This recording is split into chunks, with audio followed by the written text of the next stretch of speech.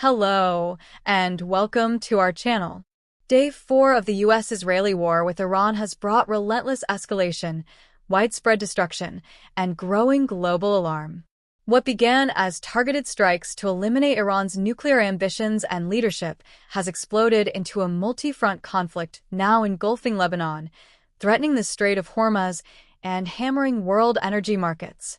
President Donald Trump declared Iran's Air Force and Navy knocked out, claiming the U.S. destroyed 17 Iranian ships, including a key submarine, while striking nearly 2,000 targets with over 2,000 munitions in less than 100 hours.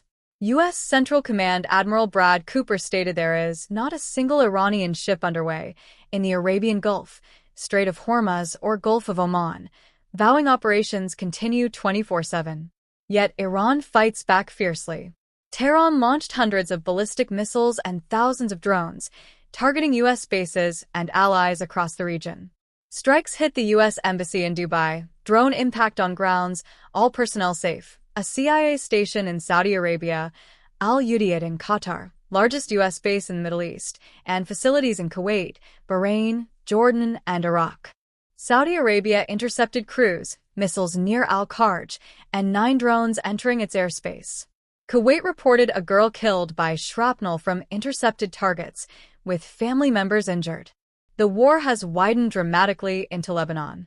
Hezbollah, avenging Supreme Leader Ayatollah Ali Khamenei's death, fired rockets and drones at Israel, prompting massive Israeli retaliation.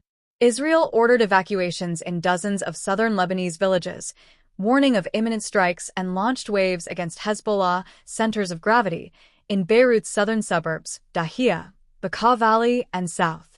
At least 50 killed and 335 wounded in Lebanon over 2 days, per health ministry, with strikes hitting residential areas like Aramoun, 6 dead, 8 injured, and Sidon. Israel's defense minister and prime minister instructed forces to advance and seize additional strategic high ground. Analysts call Hezbollah's involvement a sign of Iranian desperation. The group weakened since last year, now dragged deeper. Civilian tolls mount tragically. In Iran, over 1,000 killed, including children, since Saturday, per U.S.-based human rights activists news agency. Golston Palace, UNESCO site, damaged. In Lebanon, paramedics killed while aiding victims, who Chief Tedros Ghebreyesus condemned attacks on health workers, urging protection under international law. Diplomatically, chaos reigns.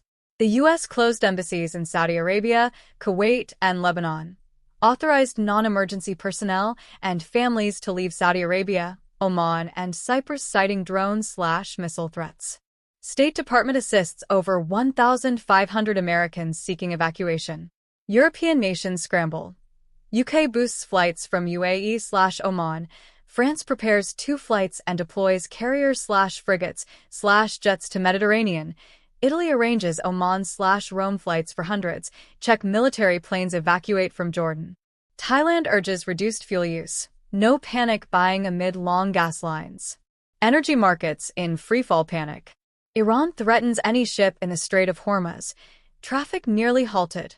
Only 2 oil/chemical tankers Monday versus normal 60. Supertanker rates hit records. Insurers cancel war coverage. Qatar Energy halted LNG production after strikes. Oil surged. U.S. crude plus 8% to $76.91. Brent plus 7.6% to $83.65, highest since July 2024. Diesel plus 13%. European natural gas plus 24%. U.S. gasoline plus 11 cents to $3.11 per gallon, largest one-day jump since 2005. Trump ordered U.S. insurance/guarantees for Gulf ships, hinted Navy escorts, if necessary, to ensure free flow of energy. China, biggest Iranian oil buyer, urges de-escalation to protect Hormuz. Asia vulnerable. 46% Gulf crude routes through Strait. Stock markets tanked.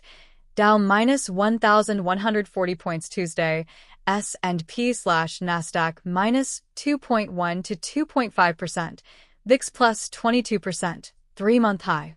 Asia extended losses, Kospi minus 12.3%, worst since April. Nikkei minus 4.7%, Hang Seng minus 3.1%. Europe stocks 600 to 3.2%. Dollar strengthened on inflation fears delaying Fed cuts. Treasuries sold off. Trump, in remarks, teased more escalation. Big wave coming. He said 48 leaders killed in strikes. Operation moving rapidly. Defense Secretary Pete Hegseth called it decisive, not endless regime change, yet urged Iranians to act. Netanyahu vowed U.S./Israel support when Iranians cast off tyranny. This is no limited operation. It's reshaping the region, energy security, and global economy. Civilian suffering, diplomatic evacuations, market chaos. Day foreshows no quick end. The world watches anxiously. Will Hormuz reopen, or will this spiral further? What do you think? Diplomacy possible, or full regional war? Comment below, like for updates, subscribe, hit the bell. Thanks for watching. Stay safe, informed. See you next time.